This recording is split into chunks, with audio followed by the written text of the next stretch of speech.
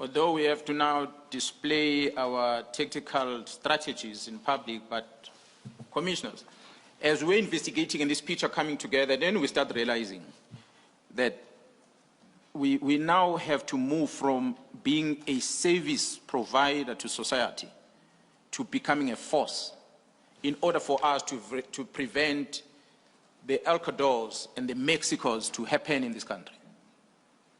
Because the threat, the enemy that we saw that is infiltrating crime intelligence, is infiltrating parliament, and is controlling our executive authority and going into the heart of the police operations, which is investigation.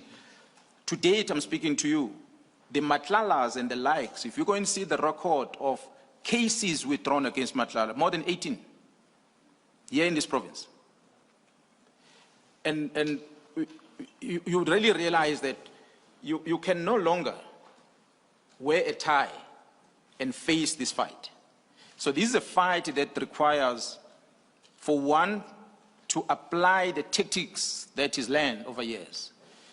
And one had to draw on experience ahead in the task force of saying, how do you deal with a terrorist? And because as I see it now, I think this is terrorism. This is people who want to take over government, not through the ballot paper, but through these criminal activities. We must protect those who go to the voting station. Political parties exercise their rights, they vote, they appoint government.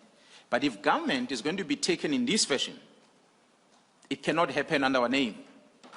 So it's for that reason that we wanted to communicate a message to South Africa that we are ready, and communicate a message to this drug squad, politicians, the executive, police officers within law enforcement agencies that we're ready for them.